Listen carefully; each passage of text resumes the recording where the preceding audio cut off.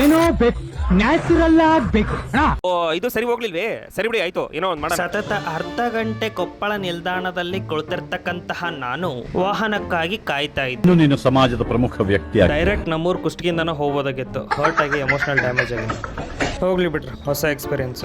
ಯಾರಾದ್ರೂ ಬಂದು ನಿಮ್ ಕನ್ಸು ಏನಂತ ಕೇಳಿದ್ರೆ, ಸರ್ ನಾನು ನನ್ನ ಕನ್ಸು ಏನಂದ್ರೆ ಎಲ್ಲಾ ಗಂಡ್ಮಕ್ಳ ಪರವಾಗಿ ಕೇಳ್ತಾ ಇದ್ದೀನಿ, ಒಂದಿನ ಬಸ್ನ ಫ್ರೀ ಆಗಿ ಮಾಡ್ಬಿಡಿ ಪ್ಲೀಸ್. ಈ ಬಸ್ಸು ಆ ಲೆವೆಲ್ಗೆ ರಶ್ ಇದ್ರು 3 hours ಹೆಂಗ್ ಹೋಯ್ತಂತಾನ ಗೊತ್ತಾಗ್ಲಿಲ್ಲ. ಅರ್ಥ ಆಯ್ತು ಅನ್ಸುತ್ತೆ. ಈ 2 ಜಂಪ್ ನಿದ್ದೆ ಮಾಡಿ ಕಟ್ಟಿಗೆ ಯಾಕೆ ಕೇಳ್ದ ಅಂತ ವಿಚಾರ ಮಾಡೋಷ್ಟಿಗೆ ರಾಯಚೂರು ಬಂತು. ಆಟೋ ಹತ್ತಿದವನ್ನ ರೈಲ್ವೆ ಸ್ಟೇಷನ್ಗೆ ಇಳ್ಕೊಂಡೆ.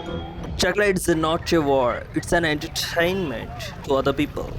ಈ ಜಗಳನ ಬಿಡಿಸ್ಬೇಕಂತ ಮಾಡಿದ್ದಾರೆ, ಆದ್ರೆ ಎದಕ್ಕೆ ಜಗಳ ಹೋಗ್ತಾರಂತ ಒಬ್ಬ ನನ್ನ ಮಗನೂ ಹೇಳಿಲ್ಲ.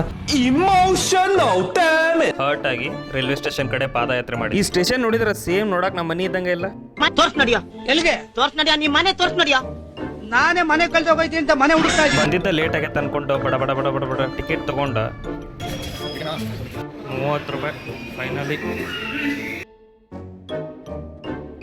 ನನ್ನ ಈ ಪಾದ ಸ್ಪರ್ಶದಿಂದ ರೈಲ್ವೆ ಸ್ಟೇಷನ್ ಏನು ಪಾವನ ಆಗಲಿಲ್ಲ, ಆದ್ರೆ ಬಾಯಿ ಚುಟು ಚುಟು ಅನ್ನೋಗುತ್ತಿತ್ತು. ಎಲ್ಲ ಐಸ್ ಕ್ರೀಮ್ ಮತ್ತು ಮಸ್ತ್ ಜಾಡಿಸಿ ಟ್ರೈನ್ ಹತ್ತಿದೆಪ್ಪ. ಹತ್ತಿ ನೋಡಿದ್ರು ನಿಂದ್ರಕ್ಕೂ ಜಾಗ ಇಲ್ಲ, ಫುಲ್ ಟೈಟ್ ಆಗಿಬಿಟ್ಟಿತ್ತು ಪೂರ್ತಿ. ಖುಷಿ ವಿಚಾರ ಏನಂದ್ರೆ ಮಂತ್ರಾಲಯಕ್ಕೆ ಬಂದಿದ್ದೆ. ಕನ್ನಡವೇ ನಮ್ಮಮ್ಮ, ತೆಲುಗು ನಮ್ ಚಿಕ್ಕಮ್ಮ, ಮಲಯಾಳಿ ನಮ್ ನರಸಮ್ಮ. ದುಃಖದ ವಿಚಾರ ಏನಂದ್ರೆ ಕಟ್ಟಿಗೆನ ಟ್ರೈನ್ದಾಗ ಬಿಟ್ಟು ಬಂದ್ಬಿಟ್ಟೆ.